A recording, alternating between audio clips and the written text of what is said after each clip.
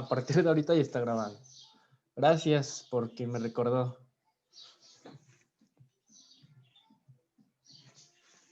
Igual, mientras terminan de llegar haciendo anuncios, todavía me hace falta por subir la clase pasada. Este fin de semana no estuve en mi casa, entonces no se los pude subir. Pero hoy sí, sin falta, se les subo la clase del viernes y la clase del día de hoy.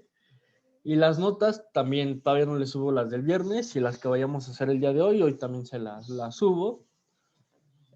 Otro de los anuncios, mientras esperamos que termine de llegar más personas, es de que habíamos quedado, los equipos iban a ser de 4, pero me están llegando muchos correos de que hay muchos casos, ¿no? Que personas que tienen un equipo, que tienen una pareja y que necesitan más integrantes y todo esto. Entonces, viendo todo esto, estoy diseñando ahí en la misma página donde registran sus cursos.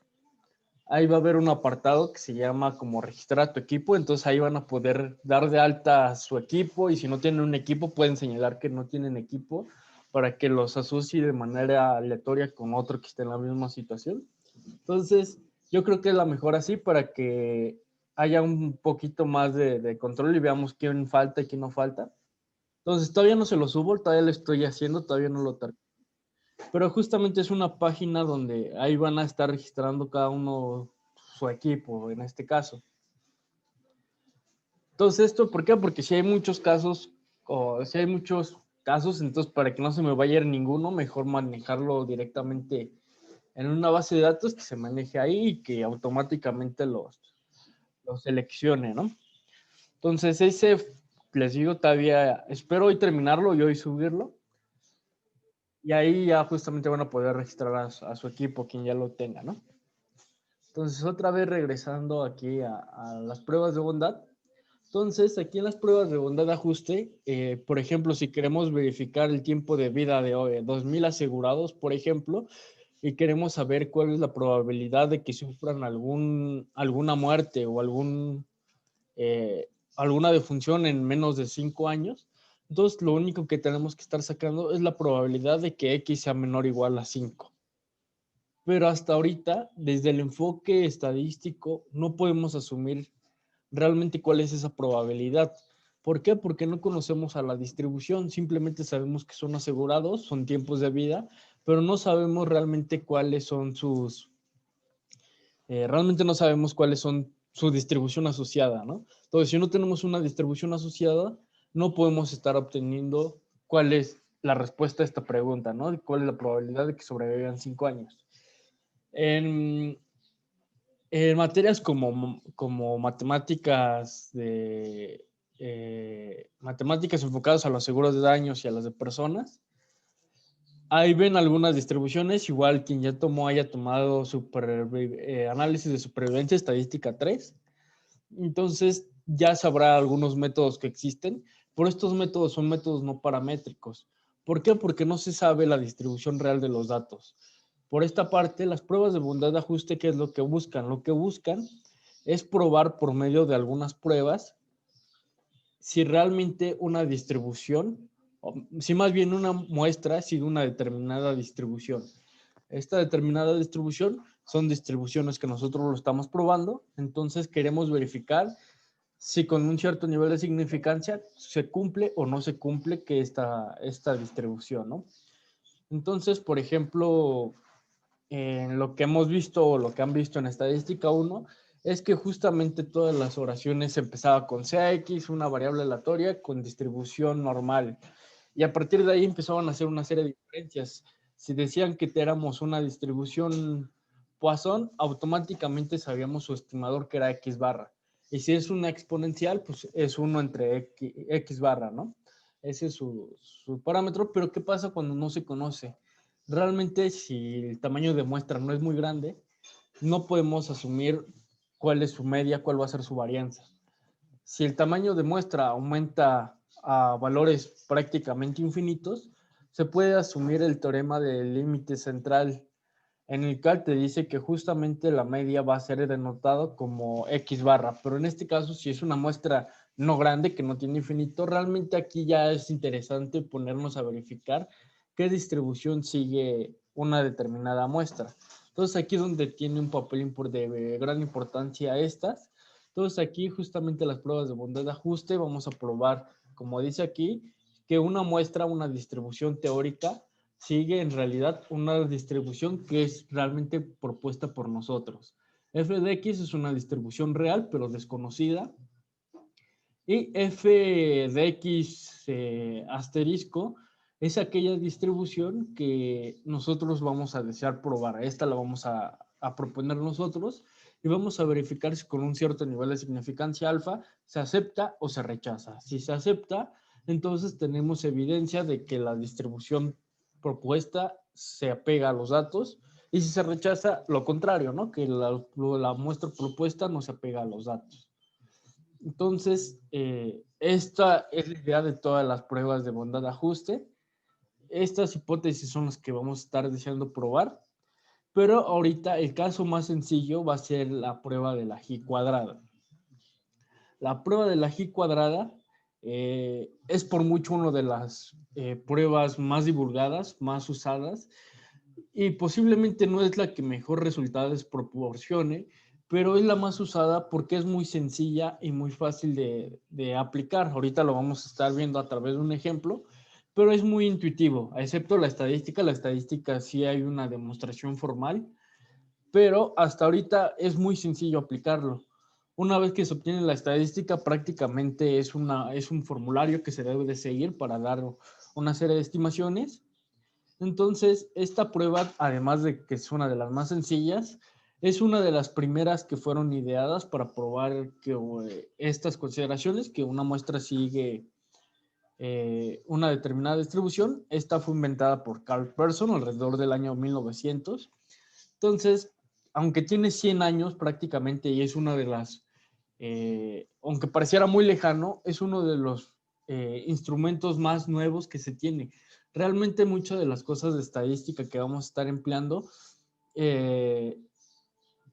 otra de las cosas que vamos a estar usando es que justamente vamos a ver que estos resultados van a ser muy fáciles de aplicar. Y aunque vamos a ver más adelante, por ejemplo, en regresión, que estos términos muchos lo vamos a denominar que son términos nuevos, pero tienen 50 años. Decimos nuevos porque realmente no hay mucha, no hay mucha tradición, como por ejemplo con los métodos aritméticos que tienen siglos y siglos de años. En estos casos, los métodos estadísticos son métodos un poco más nuevos. Entonces aquí también, por ejemplo, Hugo nos dice que también podemos probar las gráficas de ggplot para probar que una distribución, que una muestra sigue una determinada distribución, y sí lo podemos hacer. De hecho, ese es uno de los principales métodos y de los más sencillos, porque dependiendo de la distribución, la gráfica ggplot va a estar dándonos diferentes resultados. Sin embargo, ¿cuál es el problema? Que aunque es un buen método, depende mucho de la vista del observador. Entonces, por ejemplo, ¿qué pasa de que si sigue la misma curva que debería de seguir? Pero generalmente en una distribución normal las colas tienden a estar o por arriba o por abajo y como que ya no se tienen a ajustar. Entonces, es por eso que aunque es un buen método, o al menos para darnos idea de qué distribución sigue, es un buen método, pero no es el más objetivo, porque depende mucho de la vista del observador. ¿Qué pasa en una prueba de bondad de ajuste?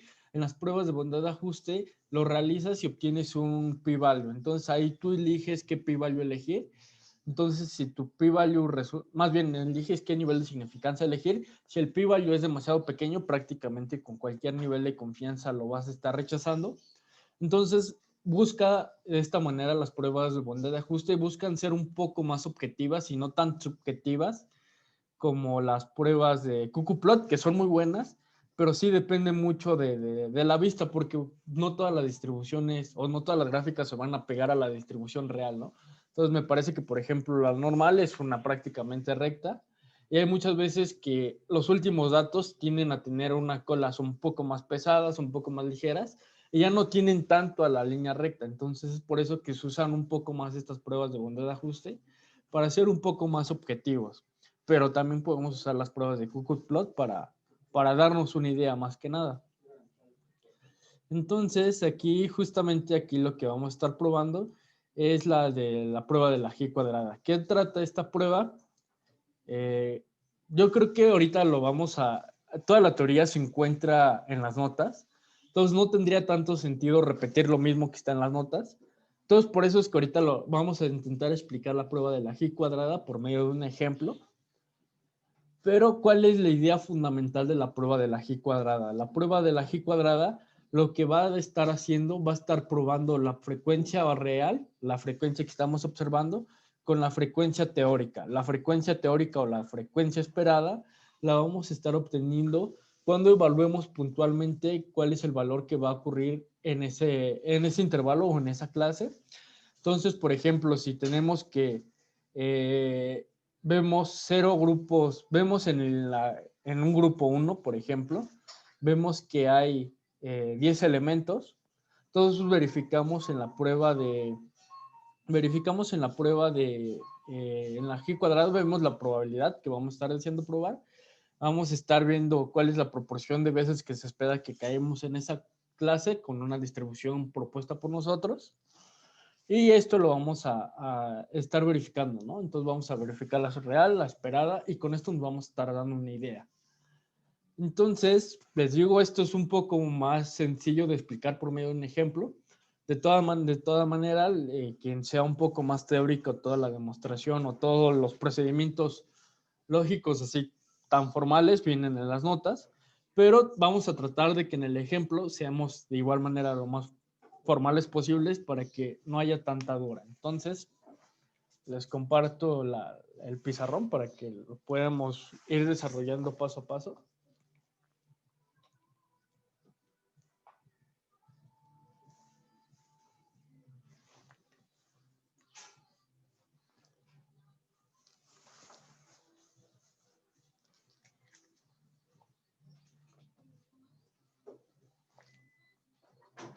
A ver, ahorita ya pueden ver la pantalla, ¿verdad? Sí. Sí. Bueno, entonces vamos a dar aquí justamente, déjenme les anoto para no estarlo confundiendo. Entonces aquí les pongo el título de G cuadrada, ¿no? Principalmente porque no nos confundamos, igual yo no me equivoque y se la sube en orden y no haya tanta confusión. Entonces aquí le ponemos G cuadrado.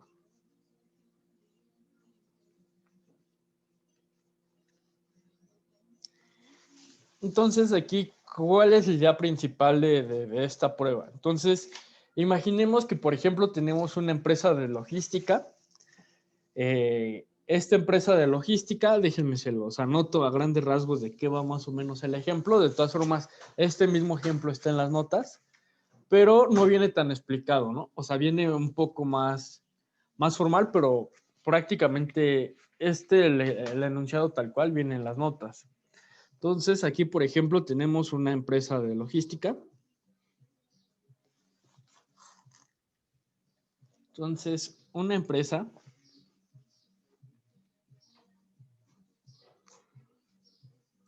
de logística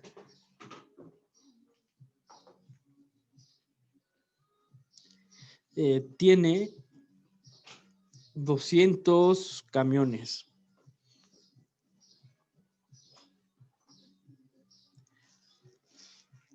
Entonces, tiene 200 camiones y están interesados en conocer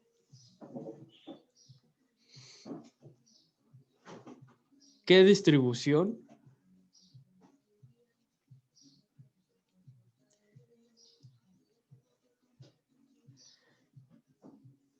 tiene la frecuencia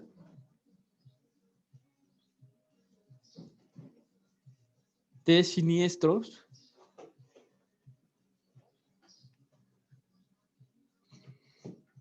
Entonces, aquí, ¿qué es lo que...? Esto es más prácticamente el ejemplo, ¿no? Entonces, tenemos 200 camiones y queremos ver cuál es la frecuencia de siniestros, es decir, cuántas veces esperamos que choquen, ¿no? ¿Cuál es la frecuencia que siguen los choques? Entonces, aquí, ¿cómo sucede? Aquí podemos decir que, por ejemplo, aquí una empresa o una aseguradora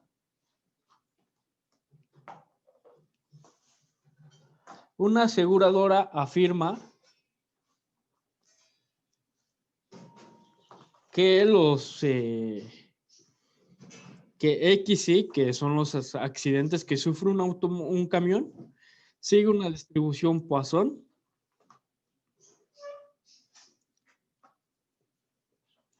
con lambda igual a 1.02. Este lambda realmente nosotros lo estamos proponiendo. Y esto simplemente es por dar un ejemplo, ¿no? Realmente queremos afirmar que la suposición que nos diga esta aseguradora realmente se cumpla. Y entonces en este caso vamos a probar que lambda es igual a 0.2. Entonces, ¿qué es lo que deseamos hacer? Aquí lo que deseamos hacer es justamente la prueba de hipótesis que tenemos a continuación, que es H0, donde f de x, más bien aquí pongámosle xy, sigue una distribución Poisson con lambda igual a 1.02. Entonces, esta es la hipótesis que deseamos probar. Entonces, su complemento va a ser que HA, la hipótesis alternativa, sea XY, no sigue una distribución Poisson con lambda igual a 0.2, ¿no? 1.02, perdón. Entonces, esto es lo que vamos a estar decidiendo, o esta va a ser nuestra hipótesis que vamos a estar deseando probar. Ahora ya tenemos que tenemos 200 camiones, ya tenemos la distribución, pero nos hace falta los datos. Entonces, esta prueba vamos a trabajar con los datos en crudo. ¿Y cuál es la idea de esta prueba? Entonces, imaginemos que tenemos aquí una flotilla de camiones, ¿no? Entonces, aquí tenemos nuestra flotilla de camiones. Aquí tenemos un camión 1. Aquí tenemos otro camión, por ejemplo.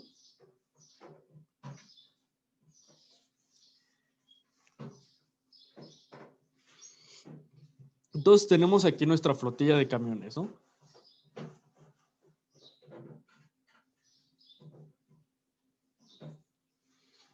Entonces tenemos aquí nuestra flotilla de camiones y a estos camiones los vamos a estar categorizando. A estas categorizando lo vamos a estar indicando, o estas categorías los vamos a estar mandando a cada uno de sus complementos. Es decir, tenemos aquí, por ejemplo, la bodega 1, la bolsita 1, tenemos la bolsita 2, tenemos la bolsita 3, la 4, la 5 y la 6, ¿no?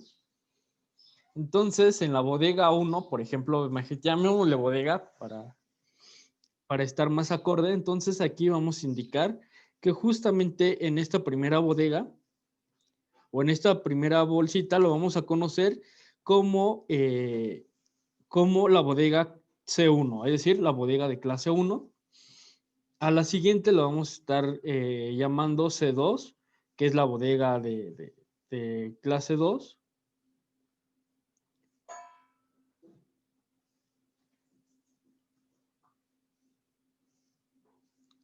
Aquí vamos a tener a nuestra siguiente bodega o nuestra siguiente clase. Así a la siguiente. Aquí a la otra y aquí a la otra, ¿no? Entonces, a esta clase o a esta bodega vamos a estar almacenando aquellos coches o aquellos camiones que han tenido 0 accidentes, ¿no? Aquí ponemos 0 accidentes. En esta clase 2 vamos a estar almacenando a los que tuvieron un accidente. O sea, si un camión tuvo un accidente, lo vamos a estar almacenando en esta clase.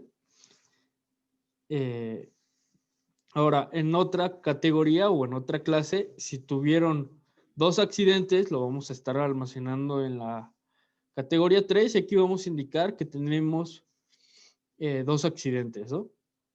2 accidentes. Aquí tenemos a la clase 4, en el que vamos a dar a todos aquellos coches que tuvieron 3 accidentes.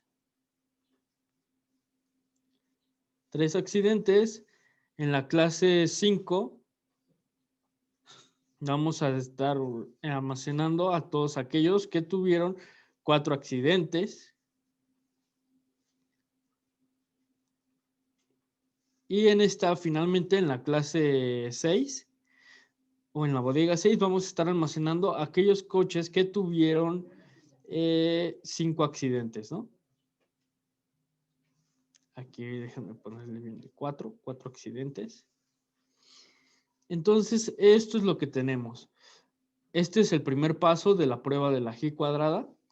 Entonces, déjenme, se los anoto. Entonces, aquí el ¿Qué paso... pasa con los camiones que tienen más de 5 accidentes? ¿Mande? ¿Qué pasa con los camiones que tienen más de 5 accidentes? Se almacenan en la última categoría, de 5 a más accidentes. Usualmente se hace eso. Se pueden crear más categorías, pero siempre hay que ver, de hecho esta es una de las consideraciones importantes, y es que la prueba de la G cuadrada se maneja por medio de categorías. Entonces, tenemos la categoría 1, 2, 3, 4, 5 hasta la 6. Pero ¿qué pasa? Que la serie o la prueba de la G cuadrada, bueno, nos va a tener unas ciertas restricciones. No podemos hacer, por ejemplo, categorías que tengan menos de 5 accidentes. Es decir, cada categoría tiene que tener al menos 5 elementos. Si tiene menos de 5 elementos, se tiene que estar conjugando con otra categoría nueva. Entonces, es por eso que por conveniencia ahorita lo vamos a estar almacenando en la categoría 5, que es de 5 accidentes o más, ¿no? Déjenme, igual se los anoto. Digo, esto también es otra cosa de las que vamos a estar mencionando más adelante, pero es que justamente sí necesitamos realizar categorías, y cada categoría individual no debe de sobrepasar, no debe de tener menos de 5 elementos. O sea, todos tienen que tener más de 5 para que pueda ser un poco equiprobable, ¿no? Entonces, aquí tenemos a nuestro paso 1.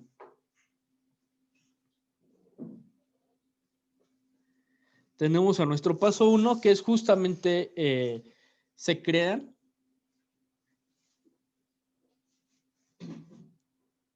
crean cada, más bien se los anoto acá porque creo que no me va a caber de este lado.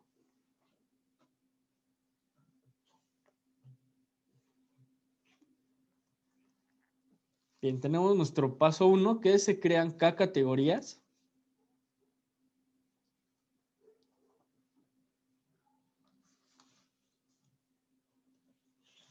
Se crean K categorías.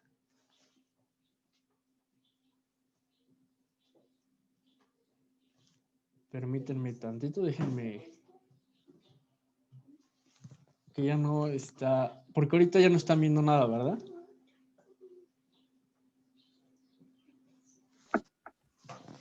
Las notas nada más. A ver, se crean K categorías. Se crean K categorías o K clases denotados como CI, en el cual I va desde 1 hasta acá, ¿no? Entonces ponemos a la clase 1, que es C1, tenemos a la clase 2, que es C2, y tenemos a la K clase, que es CK. Entonces es por eso que se escribe de esta manera. Tenemos K categorías de esta manera. Estas categorías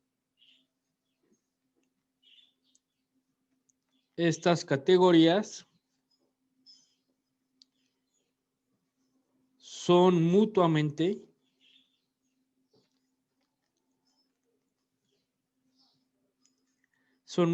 excluyentes el uno al otro.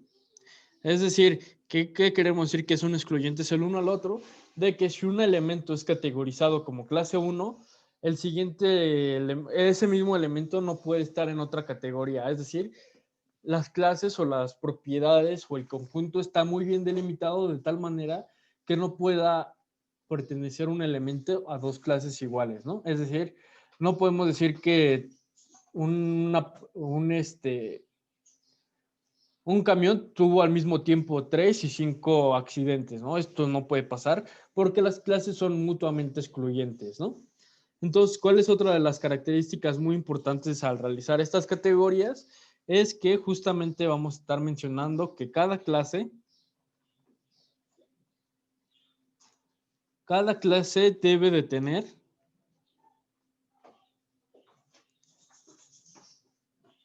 al menos 5 elementos. De lo contrario,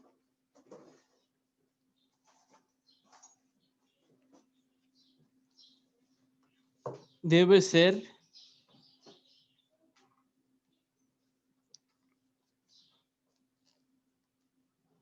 combinada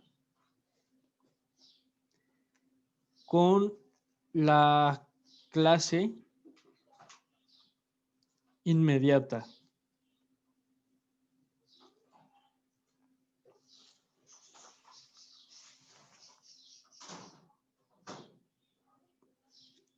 Ahora, ¿cómo va esto? Es como, por ejemplo, tenemos aquí a la clase 1 a 100. Déjenme, se los escribo así. Tenemos la clase que va de 1 a 100 abierto, ¿no? A 100 abierto, y aquí tenemos, por ejemplo, 10 elementos, ¿no? Luego tenemos la siguiente clase que es de 100 cerrado, porque aquí lo vamos a estar tomando, y aquí vamos a ver que son mutuamente excluyentes. Aquí no estamos tocando al 100 como tal, y aquí ya lo estamos tomando, y en este caso esta categoría va de 100 a 300, y aquí hay 15 elementos, ¿no? Y luego tenemos aquí a la clase que va de 300 a, déjenme, este va cerrado para que quede mutuamente independiente, este va de 300 a 350, y aquí vamos a ver que hay 3 elementos. Entonces, ¿qué es lo que nos dice? Es que no puede haber categorías que tengan menos de 5 elementos. Si hay una que tiene menos de 5 elementos, debe de ser combinada con esta. Entonces, esto se simplifica a una categoría que va a ir de 100 a 350, ¿no? Y ahora aquí en vez de tener 15 vamos a tener 18 elementos. Entonces a esto va a lo que se refiere. Y finalmente también aquí se especifica que ya el último que es de 350 a infinito, ¿no? Y aquí igual contabilizamos. En este caso puede haber que haya 9 elementos, ¿no?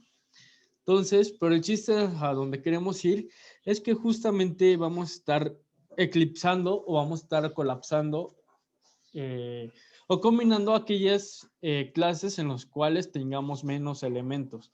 Entonces, esto es lo que hace un poco, o esta es una de las principales desventajas de esta prueba, y es que las clases son definidas por el investigador o la persona que vaya a realizar el experimento, por lo que las K clases arbitrarias pueden provocar que la prueba no sea válida para diversas combinaciones. Puede ser que, por ejemplo, para esta combinación 10, 15, 10, 18, 9, no sea, no se cumpla o no siga una determinada distribución, pero si eclipsamos ahora 3 con 9, ahora puede aquí que de esta manera 10, 15 y 12 puede que sea ya válida para la prueba. Entonces, este es uno de los principales problemas y es por eso que más adelante desarrollaron otros métodos un poco más formales, pero este es el principal problema, que como las K clases son arbitrarias y son elegidas por el investigador, puede provocar que para algunas combinaciones la prueba no se cumpla. Entonces, aquí lo más adecuado es justamente trabajar o hacer este tipo de ejercicios con aquellas distribuciones que sean discretas para evitar siempre, y además otra de las consideraciones o una de las buenas prácticas, aunque realmente no es tan necesaria, pero que es una buena práctica, es que las clases sean de manera equiprobables. Por ejemplo, aquí tenemos que va de 1 a 100.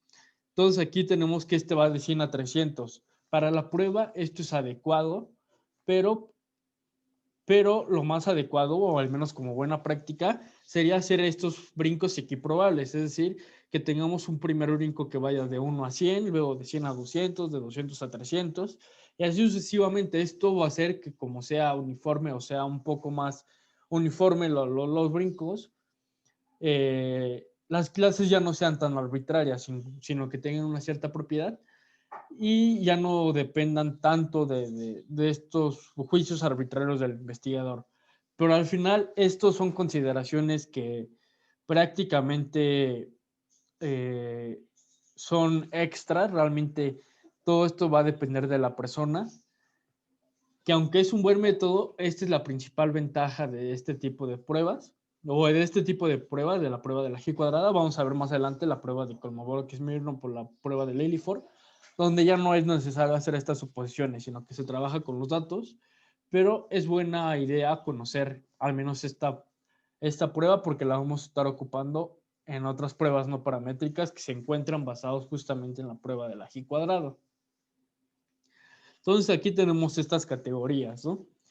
Entonces ya tenemos a nuestro primer paso. Ahora, ¿cuál es nuestro segundo paso? Nuestro segundo paso ya viene más sencillo, que es la cardinalidad de la clase 1. Es decir, vamos a estar contabilizando cuál es la frecuencia de que estemos en esta clase, ¿no? Por ejemplo, tenemos que de la clase 1, o camiones que no han sufrido ningún accidente, tenemos que ha habido 58 camiones que no han sufrido ningún accidente. Tenemos que 75 sufrieron al menos un accidente. 36 tenemos que han sufrido 2 accidentes. Para la clase 4 tenemos de que 15 no han sufrido 3 accidentes. Para el siguiente tenemos que hay 10 camiones que sufrieron 4 accidentes, y aquellos que sufrieron 5 más accidentes solamente son 5, ¿no? Entonces aquí que vemos, aquí son 6, perdón, para que nos sume justamente los 200. Entonces aquí ¿qué tenemos? Aquí tenemos ya de manera ya formal, tenemos a cada una de las frecuencias observadas. Aquí tenemos que hay 58 de 0 accidentes, y tenemos que de 6 o más accidentes hay 6. Pero vamos a ver que todas estas clases tienen al menos 5 elementos. Entonces no hemos violado la primera suposición o el primer supuesto. Todos los elementos tienen más de 5, entonces podemos seguir realizando este tipo de pruebas. O no tenemos que eclipsar. Si tuviéramos, por ejemplo, que el último de que tuvieran 5 o más accidentes fuera de 4, lo tendríamos que eclipsar o fusionar con su clase más cercana, que es aquellos que han sufrido 4 accidentes, ¿no? Entonces aquí no tenemos ninguno de estos supuestos y podemos seguir trabajando y ir más adelante, ¿no? Entonces, ¿cuál es nuestro siguiente paso? Aquí es necesario mencionarlo, que el siguiente paso, o el paso 2 que necesitamos para poder es medir la cardinalidad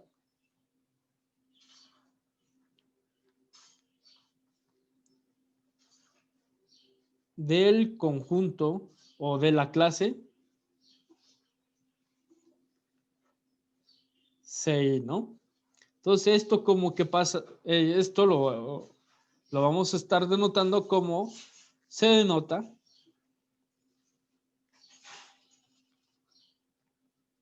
como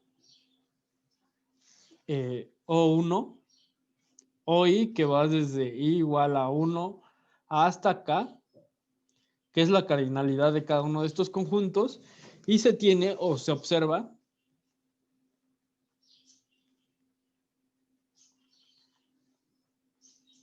que aquí es importante señalarlo, que la suma desde igual a 1 hasta n hasta k en este caso, perdón, la suma desde igual a 1 hasta k de las OI debe de sumar n, que n es el número de elementos totales. Entonces, Esto es importante porque si los conjuntos no fueran mutuamente excluyentes, esta última propiedad no se podría cumplir. Es decir, que la suma de cada una de las observaciones que se encuentran en cada determinada clase nos va a estar sumando n. Entonces, si no fuera mutuamente excluyente, podríamos tener un elemento en diferentes categorías. Entonces, obviamente ya no nos sumaría el tamaño total de la muestra. Y es por eso que se va a pedir esta consideración, ¿no? Entonces, este OU lo vamos a estar conociendo como O1. A esto lo vamos a conocer como 1, que son 58 elementos. O2, que son 75 elementos. O3 son 36. Aquí tenemos O4, que son 15. Y O6, O5, perdón. O5, que es igual a 10. Y finalmente tenemos a la categoría 6, ¿no? Que tenemos 6 elementos, ¿no? O 6 es igual a 6. Entonces, si sumamos todas estas, vamos a tener que son 200, que son los camiones que realmente tenemos. Y ya tenemos prácticamente todos los datos. Tenemos la categoría, tenemos a la frecuencia esperada. Ahora, ¿qué nos hace falta? Como habíamos dicho, la prueba de la G cuadrada pone a prueba los datos reales con los datos esperados. Ahora, ¿qué nos hace falta? Tenemos los reales, nos hace falta los esperados. ¿Cómo se obtienen los esperados? Se obtienen con la evaluación puntual en el punto, ¿no? Entonces, déjenme, se los anoto aquí como paso 3.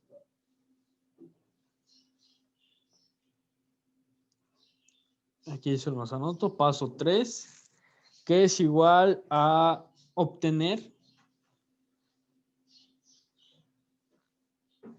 se obtienen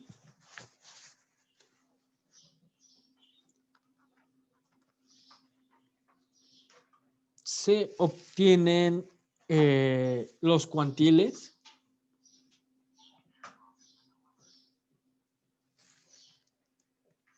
con la distribución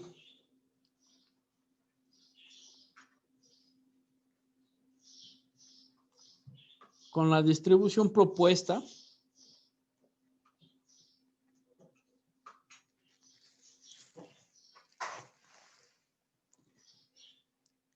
para verificar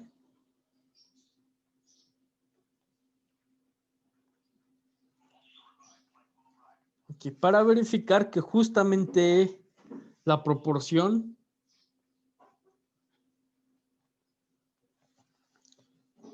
o la probabilidad, en este caso si lo quieren ver de aquí, la proporción que se espera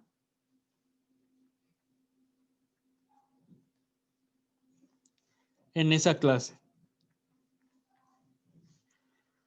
Es decir, lo que necesitamos estar sacando es que la probabilidad de que X sea igual a C1, ¿no? A la clase I, por ejemplo.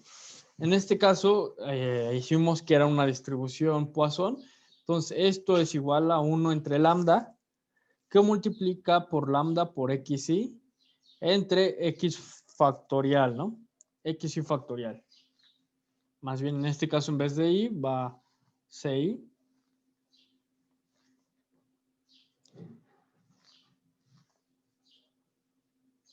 Entonces, esto es lo que tenemos que hacer. Esto es porque se supuso que era una CY o la distribución que se quiere poner a prueba es una distribución Poisson. En este caso, esta es la prueba que se quiere hacer y simplemente tenemos que ir verificando. Lambda es lo que ya propusimos, que lambda es igual a E a la menos lambda por E a la menos lambda, que es 1.02. que multiplica a 1.02 elevado a la CI, que divide entre CI factorial. Entonces, esto es realmente lo que estamos intentando sacar. Entonces, aquí, por ejemplo, cuál es la probabilidad de que X sea igual a 0 accidentes? ¿Cuál es la probabilidad de que presentemos 0 accidentes? Entonces, tenemos que evaluar el punto en este caso, ¿no? Que es E a la 1 menos 0.2, que multiplica 1.2 por a la 0, que en este caso es 1, dividido entre 1. Entonces, lo único que necesitamos hacer es calcular esta probabilidad, 1 por 0.2, ¿no? Entonces, cuando evaluemos eso, pues ya nos va a dar el resultado que vamos a estar poniendo a prueba. En este caso, ahorita les digo cuál es la probabilidad que sale aquí, que es igual a 0.36. Entonces, esto es la probabilidad de que X sea igual a 0, ¿no? A esto lo vamos a denotar como P1. A esta probabilidad lo vamos a denotar como P1. El siguiente valor va a ser la probabilidad de que X sea igual a 1, que esto es E a la menos lambda, que es 1.02, que multiplica a 1.02 elevado a la CI. En este caso, CI es igual a 1. Entonces ya no tenemos que hacer nada. Y cuando lo dividimos entre CI con 1 factorial, pues resulta que es 1, ¿no? Entonces simplemente tenemos que evaluar la multiplicación de esto y nos da como resultado que esto es igual a 0.36. En este caso es 0.3605 y en este caso es 3678. Y esto lo vamos a denominar como P2. Y así sucesivamente vamos a ir para cada una de las probabilidades, pero vamos a ver que la última probabilidad, la probabilidad X igual a CK, la última probabilidad, esto va a ser igual a 1 menos la probabilidad de que X sea menor o igual a CK menos 1. Que esto es igual a justamente 1 menos la suma de las PI anteriores, ¿no? Es decir, tenemos que sumar todos los anteriores y tenemos que hacer 1 menos esto. ¿Esto por qué? Porque todas las probabilidades nos deben de estar sumando 1. Entonces, como nos debe de estar sumando 1, el último ya no se calcula, sino que simplemente es el remanente que vamos a estar obteniendo. Como el último es de 5 o más, simplemente vamos a estar realizando esta división, que es 1 menos los subsecuentes o los anteriores, ¿no? En este caso es igual a 0.0039. Entonces, aquí ya tenemos a la frecuencia, a la probabilidad que es esperada, ¿no? Esperamos que el 36% de los resultados caigan en la clase 0, que el 3678 caiga en la clase 1 y que el 0.0039 de los automóviles o de los camiones sufran 5 o más accidentes. Entonces, estas son las probabilidades que obtenemos. Entonces, tenemos ya ahora el paso 6, ¿no? O el cual que nos quedamos. Paso 4, ¿no? Tenemos ahora el paso 4, que es justamente obtener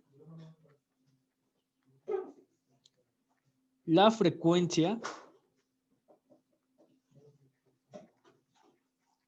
esperada. ¿Y cómo se obtiene la frecuencia esperada? Lo vamos a denotar como EI, que es igual a N por PI. Desde I igual a 1 hasta K. Entonces, aquí, ¿qué es lo que estamos observando? Es que ya tenemos la proporción de veces que se espera que caigamos en una determinada clase, ¿no? Es decir, 36% de los accidentes, de los automóviles, se espera que tengan 0 accidentes. Entonces, N, simplemente lo que vamos a estar obteniendo aquí es que la frecuencia esperada, EI va a ser igual a 200 camiones que tenemos multiplicados por la proporción. En este caso, aquí ponemos C1, por ejemplo, por la proporción de que sea igual a 0. Entonces, esto es igual a 0.36. Entonces, la frecuencia esperada, se espera que 72.11 camiones sufran un accidente. Ahora, si ponemos C2 y ponemos igual 200, y aquí ponemos 0.36,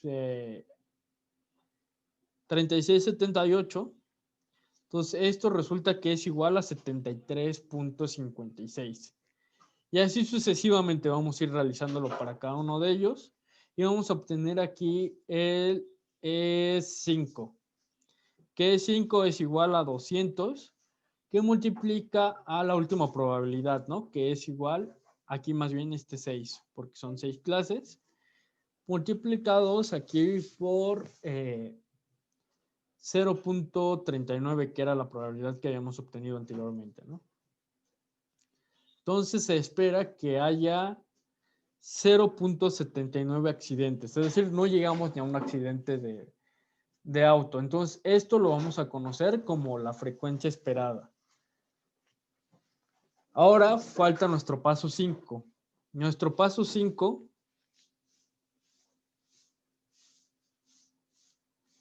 es calcular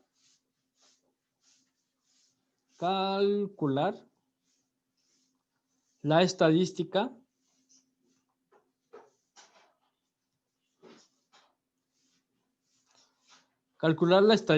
T, que es igual a T, que es la suma.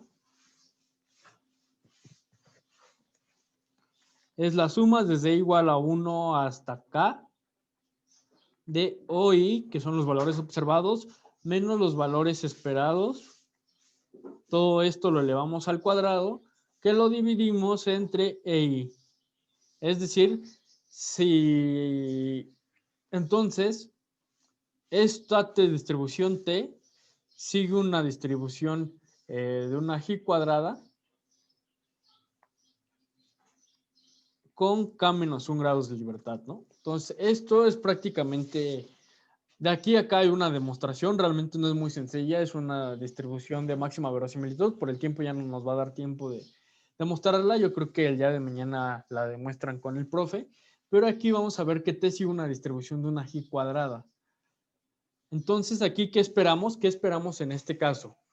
Entonces, si OI y EI, o más bien, si T es igual a 0, quiere decir que no hay mucha significancia entre los valores observados y los esperados. Si la diferencia o el valor de T es muy grande, quiere decir que las diferencias son muy grandes, porque aquí lo que estamos haciendo es restar los observados con los esperados. Y si esta diferencia es muy grande, quiere decir que hay una gran significancia entre cada uno de ellos dos. Es decir, que no son muy similares el uno al otro. Pero si es muy cercano a 0, esto quiere decir que realmente tiene un comportamiento muy parecido. Entonces, como siempre les he mencionado, estas pruebas tenemos una distribución asociada, ¿no? Entonces, la distribución asociada que tenemos aquí es una G cuadrada. La G cuadrada se comporta más o menos de esta manera.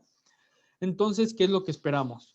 Entonces, se espera que los resultados caigan por la izquierda, es decir, valores muy cercanos a 0. Quiere decir que son valores que son muy parecidos entre sí. Pero ¿qué tanto nos podemos alejar? Nos podemos alejar tanto como nosotros queramos o hasta un nivel alfa, ¿no? Entonces esto lo vamos a conocer como esta región de aceptación y esto como esta región de rechazo. Entonces aquí esto va a ocurrir en el momento T, que es igual a la probabilidad de que X sea menor o igual a T. Y esto es igual a 1 menos alfa, ¿no? Es decir, queremos que de aquí a acá acumule 1 menos alfa como nivel de significancia. 1 menos alfa. Entonces queremos que justamente de aquí a infinito acumule alfa, que son los niveles de rechazo que vamos a estar obteniendo.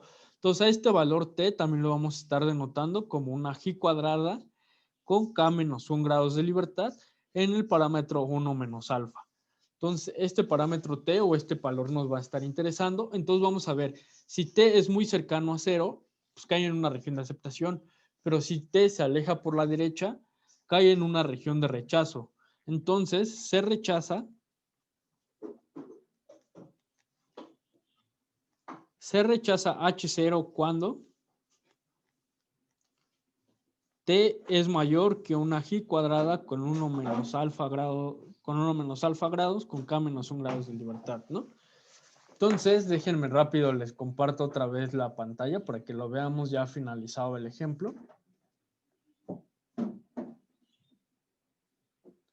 Ahorita ya pueden ver las notas. Sí.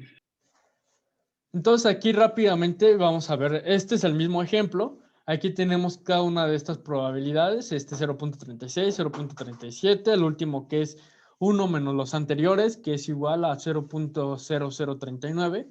lo multiplicamos por n, tenemos la frecuencia esperada. Entonces aquí tenemos a la frecuencia observada, la frecuencia esperada, y vamos a ver que hay diferencias significativas. Pasamos de 58 a 72, pero aquí tenemos de 6 a 0.72. Si calculamos la estadística t, que es la diferencia de los observados menos los esperados elevados al cuadrado divididos entre los esperados, obtenemos que este resultado es de 51.31. 51.31, si verificamos el intervalo o la g cuadrada, vamos a ver que el resultado que estamos obteniendo es igual a 11.070. Es decir, el valor crítico es 11.70 y el resultado de la t es 51. Es decir, con un 95% de confianza podemos rechazar. Es decir, tenemos evidencia suficiente para asumir que lo que nos dijo la aseguradora, que se distribuía como una distribución Poisson con lambda igual a 1.02, realmente no se cumple. Lo que estamos obteniendo aquí es que sigue completamente otra distribución. Realmente hay dos casos: que no siga una distribución Poisson o que siga una distribución Poisson, pero con otro grado de variabilidad de la lambda. Entonces aquí vamos a ver que justamente 51 es mayor que t, entonces cae en la región de rechazo. Por eso se tiene evidencia de que no se tiene una distribución Poisson con el parámetro lambda igual a 0.2. Entonces creo que hasta acá no nada más nos dio tiempo de terminar, nos faltó el implementar en R, pero ¿hay alguna duda más general de lo que trataba esta prueba? De todas formas, yo creo que el día de mañana el profesor lo retoma para hacer la demostración formal de cómo se obtiene esta prueba o esta estadística T. Aquí sigue una distribución, una G cuadrada con K menos su grado de libertad, pero si no hay duda, entonces seguimos el día viernes. Sí, todo quedó claro, gracias. Muy Sí. bien, muchas gracias. Gracias, Omar. De nada, nos vemos. Muchas Entonces gracias. estas notas se las subo ahorita mismo. Vale. Al Igual Slack. subo la clase. Vale, Gracias. gracias. Nos vemos. Gracias. Gracias, buen día. Buen día. Nos vemos.